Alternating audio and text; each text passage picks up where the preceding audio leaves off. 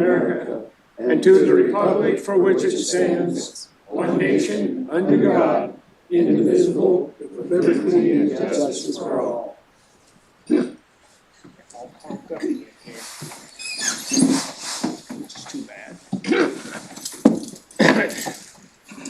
Welcome, everyone. We'll do the roll call.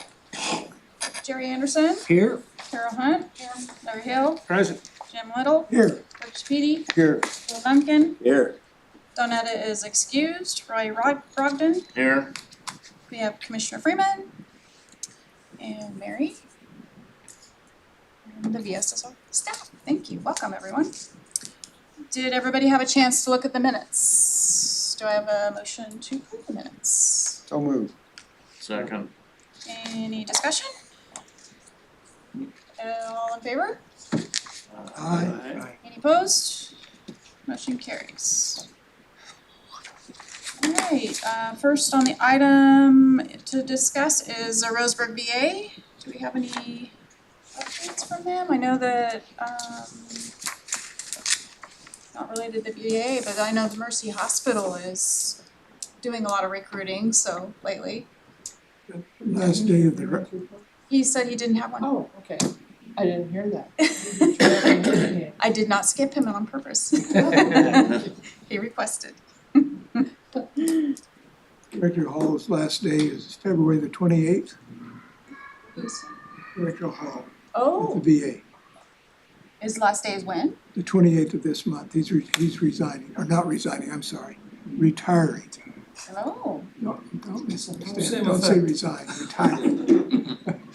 That's an important mixture of words, but yes. oh, interesting. So we're back to square one. No idea if the chief of staff will be the VA. Have you heard, Mary? I've not heard. I've not heard any inside. We just got very little information on it other than he's going to retire. I hope that Jim and I will learn that quick. If we do, we'll let you know. I mean, it's gonna be a big deal. I think somebody needs to be in charge over here. Well, yeah. He did call. Even if it's intern, it's a lot of things going. He told myself and Bill that it would be in the paper, but it hadn't arrived at the paper at this point. He assumed it was gonna be just a couple of weeks after he called us, but Wow. anyway.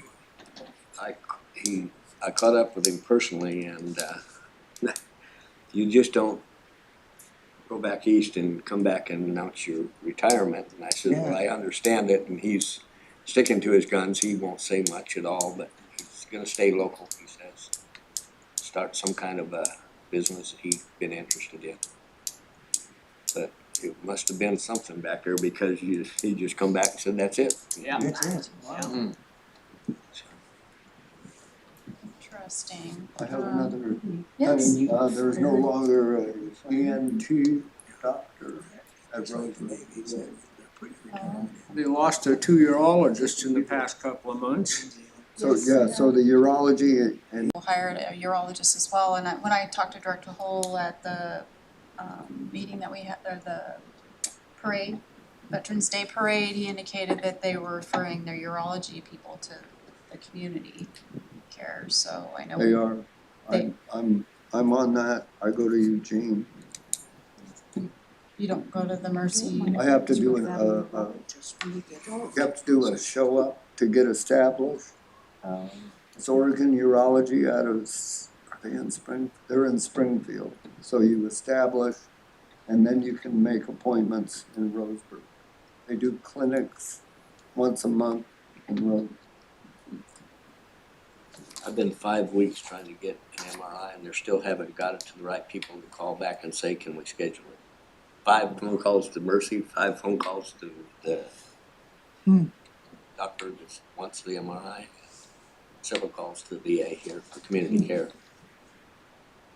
So things are slowing down. Yeah, it doesn't sound good. Wow. That's some news. So I guess we're not gonna have any discussion on Save for Roseburg VA? Or is there more, Well, anything going on with that? there is a lot and a lot of hope. we had a meeting this morning for the committee there, and I just got back from DC in that area. And Vietnam veterans are actively trying to get us over the hump so we can establish the vets home here, which in turn is gonna put more need for medical procedures for these vets that are there. So hopefully that will improve the care that we're getting. This program started as the hospital, and this committee realized if we got the home, there would be more needs. So it's there. I thank you, Commissioner Freeman. He said this morning he'll get through something I'm trying to establish is a Zoom meeting that would include this committee and a representative from Secretary Collins's office and somebody from 2 other people from our organization that are working on Senate's floor to find out what is best for us to move forward. It's Commissioner Freeman's been a godsend because he knows the ins and outs of all these rules and regulations. So I always call him before I go to When you these say places. this committee, you mean the Save the VA committee, not this committee? Yes, so I say it's a SAVE committee, Save the VA committee, which there's 3 or 4 on this dais that's there. I have my fingers crossed that this Zoom meeting would give us a lot of hope, and we are there. It's just a matter of, in the first category, we're number 7, and we should be number 1. And we've got a time frame we're working on too, so. Better than I felt a year ago, because a year ago I thought there's no sense in doing this. But now there's hope on the horizon. That's good. Any other updates for the VA? Wow. That's enough. That doom and gloom? Alright, right about the Veterans Forum. Carol, did you have anything on that, or on Veterans Forum? We don't have a speaker, but we have a meeting, next Tuesday night, I'm thinking. And, no, not much going on with us, same.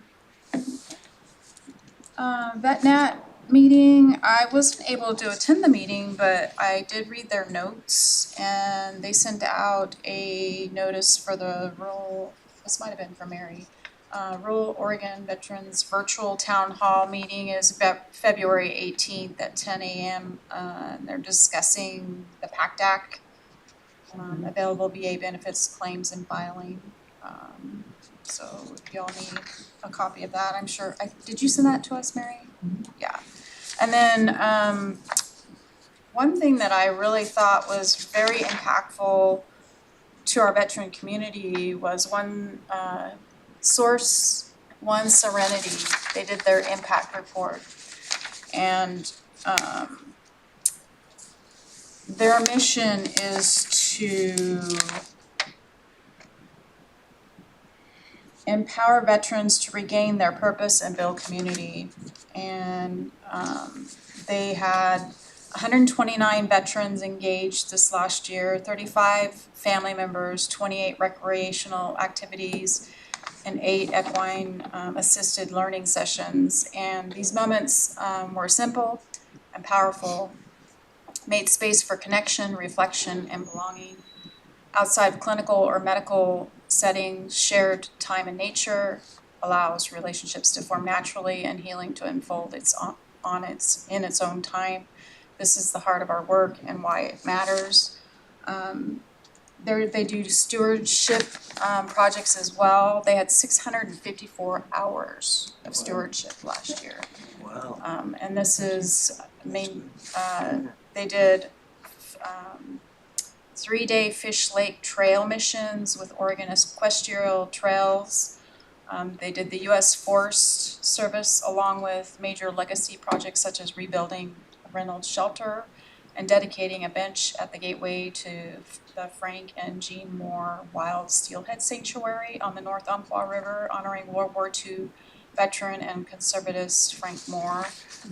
This organization's small but mighty. They've done a lot in our community and our veterans. So just a shout out to them on what they do. And they provide free classes and engage recreational activities, and just go to their website. and you can sign online. I did their rafting trip a couple years ago, and it was so much fun, so. Just a shout out to them and VetNet meetings. So Tammy, one of the ways they fund that program is they have some space the county allows them to use at our transfer site up in Glide. And they do a worm farm. So these worms eat waste, food waste, and castings.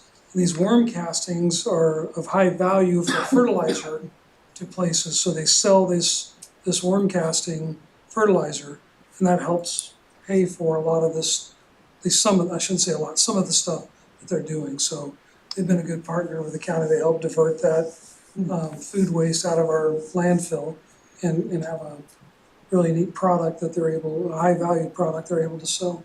Yeah, they even commented on that. They said they diverted almost 20 tons of food waste Yeah, from the it's landfill. pretty amazing. Distributing over 170 yards of compost product to gardens, farmers, and landscapes across Douglas County. So, yeah, it's huge.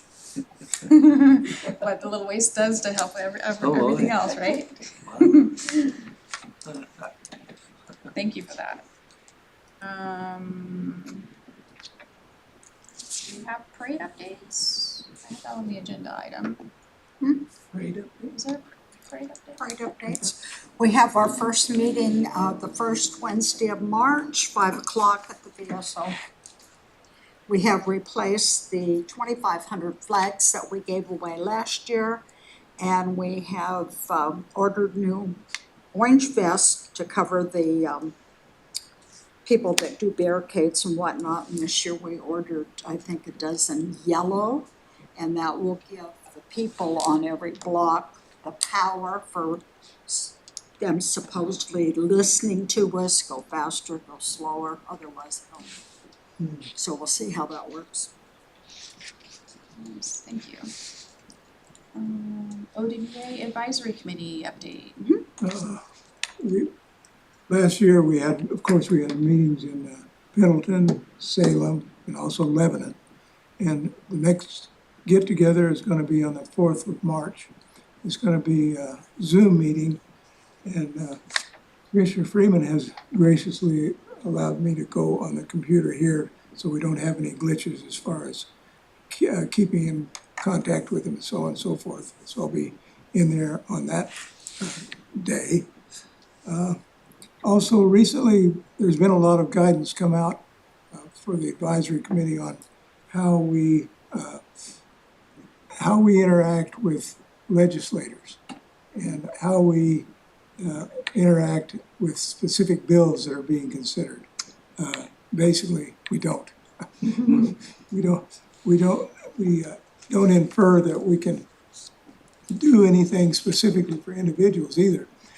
I've gotten some guidance. It says, when participating in community events, public forums, or conversations, it is appropriate to state, I'm a member of the Veterans Advisory Committee, which provides recommendations to the director of the ODVA. I'm happy to hear your concern and ensure it's shared appropriately, which doesn't say much. But I am to avoid saying, I work for ODVA or ODVA will do. I deal with that because a lot of people have come up to me and said, can't you help with this or that? Well, I give them under the table information about what I think they should do, but other than that, referring them to Mary is the proper way that I attack that.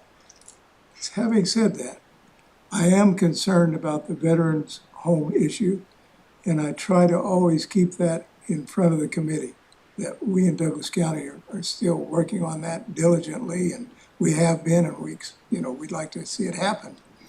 Another issue is the cremains bill. The cremains bill at this point is being considered by a gentleman who's the legislative assistant to the board. I can never pronounce his last name, J.D. Filippo. Mary can do it. I maintain a relationship with him and told him of our interest in the cremains bill. He is apparently ginning up some rules and regulations for the bill. The bill's been passed, It's just a matter of implementing it and getting the actual rules out there. And he's apparently been giving carte blanche to make those rules up, I'm assuming. Yeah, but So- the problem is, he's got the mortuary board helping him.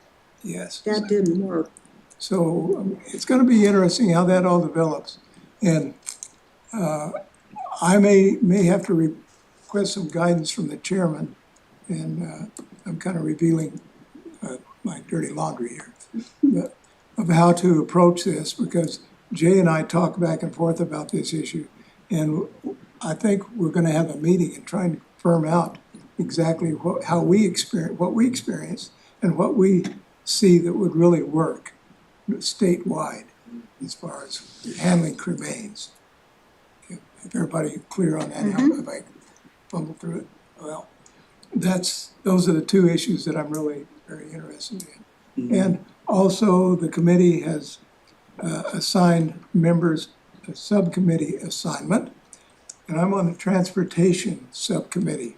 And the chairman has said he doesn't have anybody else in the southern part of the state, so I'm gonna have to educate myself on transportation, specifically how veterans get from their home to different VA appointments, and the sources available to them. And then I'll report back to him, and we'll go from there, as far as how they advise the ODVA director, Dr. Daniels. Also, I also want to, this is kind of off the committee report, but I continually get a letter from the lady that Reno helped, he helped the veteran that passed away that moved over to Nevada. And she is absolutely ecstatic well, not ecstatic, she's sad with losing her husband, but she's really pleased with what Reno did for her, because at this point, it's really helped her out financially and also peace of mind. So Mary's office really helped him out. I also, last thing is, I think I mentioned to everyone, we are gonna host the committee June of next year. So it's not too late to really start thinking about it, how we're gonna do it. The last time was held out at the college, if I remember when Kelly had it out there. Don't know what the venue might be, I'm kind of thinking it over and seeing what I would suggest, to the committee where we would meet. They normally, the night before, they have a kind of an informal get-together, a dinner, which, in a lot of cases, things are resolved in an informal setting like that. Used to be in the bar, that's where things were always settled, but that's changed at this point. This will be a dinner, and I'm sure Commissioner Freeman will be invited, and Mary, possibly you, Tammy, and some other folks that might want to get there and rub elbows with them. This is 2027. Yes, yes. I'm not sure of your size of committee or the size of room you might need, but you're welcome to use this room. Okay. If it's large enough for you. I'll see what the capacity, how many folks they would expect. Probably, from my experience of past meetings, this might be large enough. Sometimes probably have enough people to fill up maybe half the chairs here. Also, I might mention on the March meeting coming up on the 4th, if anyone wants to participate in that, you can in the town hall portion. After the business is completed, then it's open to the floor. But to do that, you have to register first. And you can be on a Zoom call and have a question you want to ask or whatever, then that's free for you to do that. But like I say, you have to register prior to that. Yeah, Bill. Have you picked a location for your attendance on that meeting yet? I'll be over here, right next door. Because Yeah, I know we did that one time in my office, and I'd like to be on that, so Yes, do yes. that. But I can connect from my office. I'll make sure I'm pre-registered. I don't know, any questions? I'm enjoying my assignment every time I think I mentioned this morning, every time I'm we go through introductions, who we are each time. And each time I say something about the veterans home. So I stick it in there, so they know that we're interested in it. And also, I'm trying to emphasize to the committee what a wonderful community we have here in Douglas County. It's veteran supportive, it's just a wonderful place to be for veterans. And I try to emphasize that to them, that, hey, Douglas County is the place to be. And I'll continue doing that. And also, each time there's a proclamation that's made here, I let them know about it.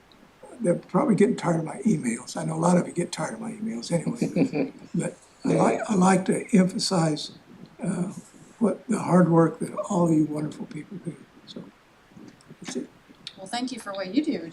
You Yeah, do a thank lot you, for veterans in our community, and we appreciate you. It's just rub shoulders with wonderful people. Yes. A little addition to what Jim said about transportation. You're gonna be on that committee? I'm a member of the subcommittee. Okay. The We had a veteran in today who got VA transportation to an appointment yesterday at the VA and decided to stay over, so he had no transportation back. So he came to our office. There's no UCAN transportation to Myrtle Creek. So he was stuck. And So UCAN's not running the transit district anymore. It's Umpqua Transit District. okay, Yeah, not UCAN. But yeah, you're right. There's no route to South County. yeah, so in the end, Ruth Feliciano came and picked him up and took him. Oh, bless her. Yeah. Some people that and that's, No transportation from here to South County. And apparently they said it was because of funding. I'm gonna educate myself on the funding sources and all I can as far as transportation throughout, not only here, but White City as well. And over on the coast, and what do they do, so. Yeah. I needed another job. have good transportation, best, and then somebody from the VA had to screw that up.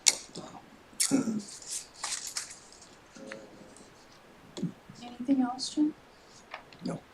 Any other reports from the committee members? Yes. I have a couple of things. We talked about Source One Serenity.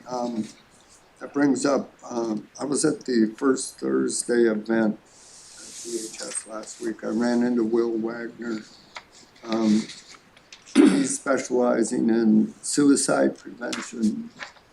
Now, he doesn't work per se for Roseburg. He works for the VA. So he's a suicide prevention specialist. So he's been running those vet cafes. And Source One Serenity financed one of those. Pam Speda funded the last one at the library. And he said he was looking for someone to maybe do another one. And he's got a dilemma. He can't ask for funding or donations. So I sent an email to Bill at VVA and asked them if they would consider possibly funding the next vet cafe in our community. What's it run?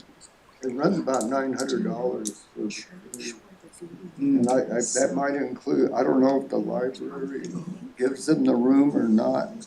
But anyway, they're gonna talk to the board of directors. Bill's gonna talk to his board. We have one of the highest suicide rates in the nation. Douglas Northwest. County? The Northwest. And I don't understand the VA not funding this stuff, you know, these storefront type outside of the VA situations, but anyway, that's in the works. The other thing is, I was, when we got the news that we weren't funded for the veterans home, I went on the internet and I started doing a lot of work, and I started looking at what our competition was. The 6 other veteran homes in the nation. And I did an analysis and found out that we have been in the running longer than any of those 7 homes put together. And, everything that I found out is that we've been constantly overlooked. I mean, it just came right down to that. And the fact that they didn't have the funding, to support it this time is one thing, but I am encouraged with what Bill's doing and meeting with those people. I brought up the question, I found out that you have to apply on April 15th if you want funding from the Department of Veterans Affairs. And I thought that Oregon had to reapply on the 15th of April. Come to find out, you only reapply if you change the plans of the home.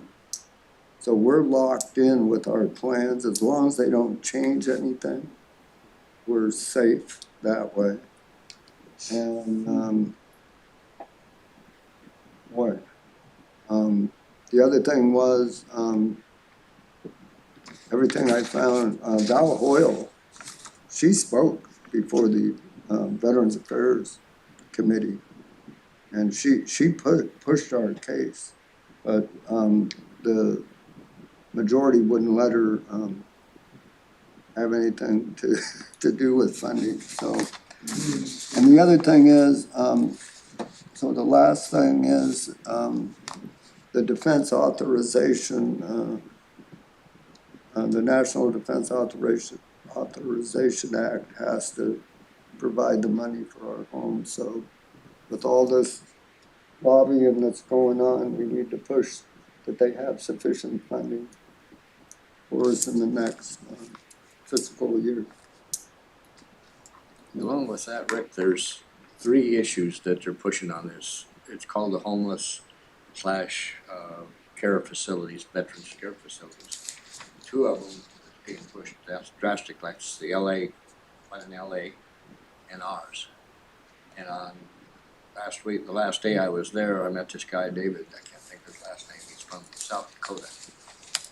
They're pushing a deal on your suicidal veterans thing now, because they're saying, and they're trying to get the government involved, because these guys have got mental issues that cause them to be homeless, that cause them and leads them to the suicide thing.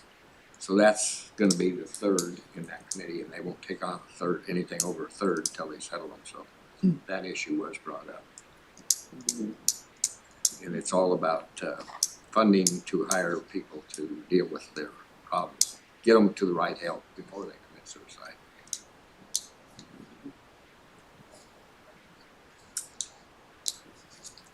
Thank you. Thank you. Any other committee member reports? Yes. If I could back up, I had something uncovered here. I was worried about picking Jerry up because I forgot him one time. And, the committee asked, the chairman asked for 10 specific things that the members might place as a priority list for what we need to be looking at as a committee. And I real quickly went through number 1, of course, establish a 3rd veterans home in Roseburg. Number 2, encourage all Oregon veterans to enroll in the VA healthcare system. And 3 was, like Rick said, veteran suicide. There's also a subcommittee on veteran suicide as well on the committee. Solidify the rules concerning unclaimed and neglected veteran remains. 5, continue seeking ways to provide rural veterans transportation to medical appointments. 6, recognize women veterans' contributions in service are just as valuable and as honorable as all veterans. 7, educate VSOs about the benefits of combining veterans groups, and that's the Douglas County Veterans Forum, which I think is work so well in our community, and very few other counties have that. Encourage veterans to participate in Oregon honor flights, and many other issues, if anybody can think of another important issue that we need to place on the priority list, well, let me know, and then I can pass that on as well. Am I missing any other reports? So report? Mary? So, the quarterly report statistics, they had some kind of a glitch in the Metrospec program that we use, and so all the counties' quarterly totals were really weak.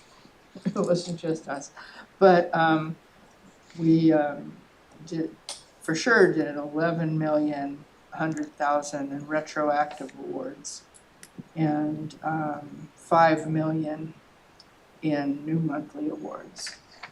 So that's pretty good, even though it's not, they hadn't counted everything. We did 189 disagreements with VA decisions. Did 278 brand new claims, and interviewed about 1,000 people over the 3 months in that quarter. Do a lot of things by emails, so if we added all of our emails up, it's 10,000 emails. And phone calls 1,400. So keeps us really busy. Number of walk-ins, we had 1,000 walk-ins that quarter. Wow. So.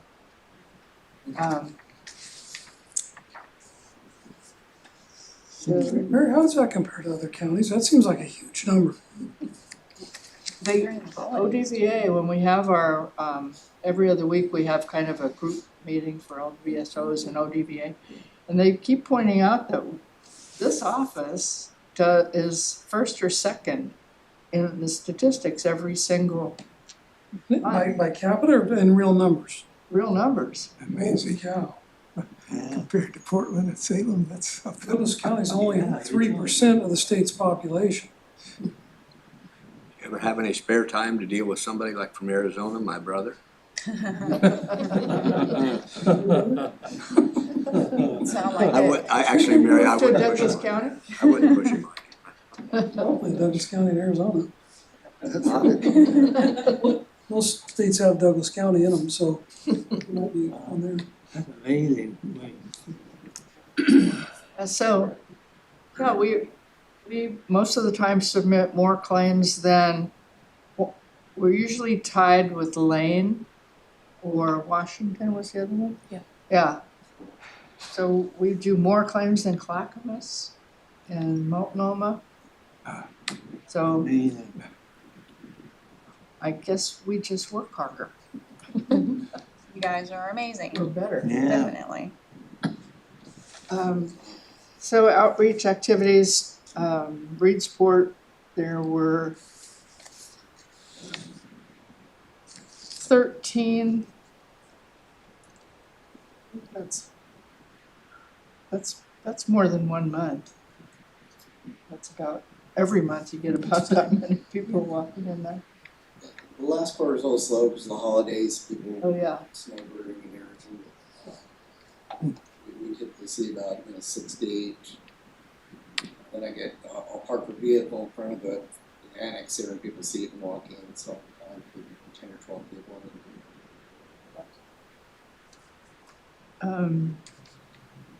We do the VetNet meeting and the Oregon County and Tribal Veteran Service Officer e-board meetings, and then the check-in meetings that we have every other week.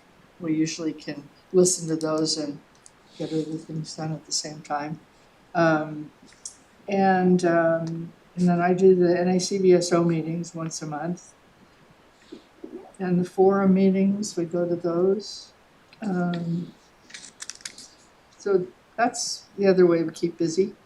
So y'all have a card like this. Jennifer Ellis gave these to me when we were at the Fort Chaplain's meeting. It's something that they give out so that they can get more people involved in good work. And a couple of things that we attended were the State of the County. That was a nice ceremony, presentation. Commissioner Freeman was the chair of that, as outgoing chair of the board. I was at the Four Chaplains, which was a great ceremony. Carol received the gold medallion, the bronze medallion. She deserves the gold, she got it. And Jennifer Ellis received the Legion of Honor, and Lonnie Shields, who's in And charge of Patrice. the rifle squad. Yeah. And, yeah. And there's one more, but he'll get his, Dan Loomis did a great job as well. yeah. It was really nice, and having the clergymen there, that was really Awesome. special too. Is there any date when the missing Bandino will be awarded his, so we can make sure to be there for it? We'll talk about that when the camera's not running. Huh? We'll talk about that when the camera's not running. Let's see, next thing. So I think I sent everybody some information about the Semper Fi and America's Fund. That, it's a really good program. One of our veterans told me about it because he had applied for it previously, and they had given him enough money to do repairs on his house. He had got 2 grants from Semper Fi. And both things were projects that he needed to get done. They were semi-emergency, like one was plumbing and I think the other one was a roof. But they were really good about it. They got him the money right away.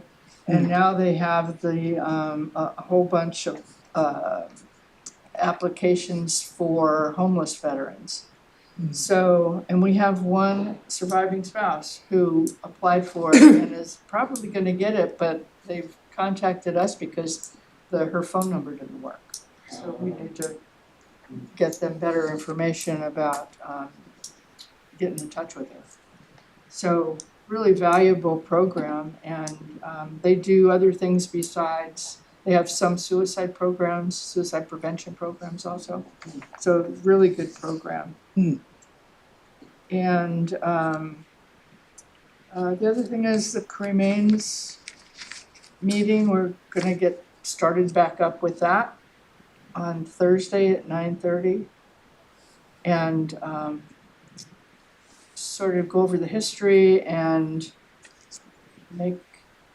take a stab at making a guidebook for other counties to use. How does that interact with the rulemaking? How does that interact with what's going on with the rulemaking? Hopefully, It came from him. Mr. I mean, we were the one that. Filippo will So- contact us about the So I rulemaking. understand where it came from. I'm curious if, when you get done with the work that you do, if that can be sent to the folks that are working on the rules. Yes, That's what I'm asking. Absolutely. exactly, that's the plan. But I'm also writing a book about that whole effort. So many of you are gonna have your faces and your quotes, and your quotes in the book. It's a good book. So you can be prepared to sue me. It's turning out to be a real picture of our community. And how we all came together to do the right thing. And looking back on it, I'm amazed. I write that out and I say, good grief, we did all of that. And we did. I mean, at the time, it wasn't a chore, it was a labor of love, really, trying to take care of those people. Some amazing things happened throughout it, but yeah, I hope we never have to do that again, ever. Anything else, Mary? Oh, that's it. Amazing work by your team as always. Thank you for that. So Thank you. Yes. Mary may not have gotten this email yet, but maybe. So the direction for her budget as she starts to prepare it is to continue at the same staffing level. Thank you. Oh, wonderful. Yeah, Not sure if you've gotten that email yet, but you'll be getting one that says that. Oh, thanks. excellent. That is good news. Yes, they definitely deserve to be funded. The impact that you all make in the community is definitely needed. $11 million in a slow month. What's that? $11 million in a slow month, or quarter. That's fantastic for the people of Douglas County, but none of that helps fund her office. Yeah, I realize There's that, no administrative portion of any of that. yes. She competes with sheriff deputies, dispatchers, seniors that need fed. It's, she's competing well, but it's a competition for what we can fund. So, sort of on that line, what's happening with the bill that's going after those predator attorneys? Haven't heard anything about that. Okay. But that's something that should be brought up, Mm-hmm. Yeah, because they were supposed to be getting that A done. good thing to put on your list. Yes. I'll see if I can find it. Claim gotta sharks. get the state to support that. See if there is a story on that, sure. Alright, any other good to order? On the 19th, there's a remembrance ceremony, and the list is exceptionally large because we weren't able to have a remembrance ceremony because of the shutdown. So, how many names are there? 25. 25. So, That'll be the biggest one I've been at. A lot of bell ringing. I better warm up. bring your earmuffs. Yeah. 19th of February? Yes. At 1 o'clock at the VA. 1 o'clock at the VA shelter. 19th. Any other announcements? I got one thing that I mentioned that shows how some people are thinking. American Legion Post 123 has done a flag retirement program for about the last 15 years. And where we dispose of flags on Iraq, there's 2 of them on there and then they're burned. We've had it on President's Day so the Cub Scouts and Boy Scouts could help us and be out of school. And anyway, they did fine last year, but this year there's no Cub Scouts, and then the Boy Scouts said the parents said that they weren't gonna allow their kids to do it because of the smoke. So I thought it was interesting the way it's happening. Roy? Yeah. Don't forget our Sea Cadets. They don't mind smoke. Sea Cadets, there you go. Okay, I'll, You're supposed to I'll stand. send you Shelley's Oh, number. now, it's February 16th is President's Day, so Monday. we're doing it next. We usually have between 200 and 300 flags a year that we What time do. of day do you do that? 1 o'clock. And Yeah, where- Commissioner Freeman's been out there when we've done it, so, Where is it at? at the American Legion Building in Tri-City. I can also hook you up with VFW. We're fixing to have flag service too. And I'll get you Dave's number and maybe you guys can work together. Okay. Thank you. Sounds good, thank you, Carol. Thank you. Any other announcements? That being said, we're adjourned.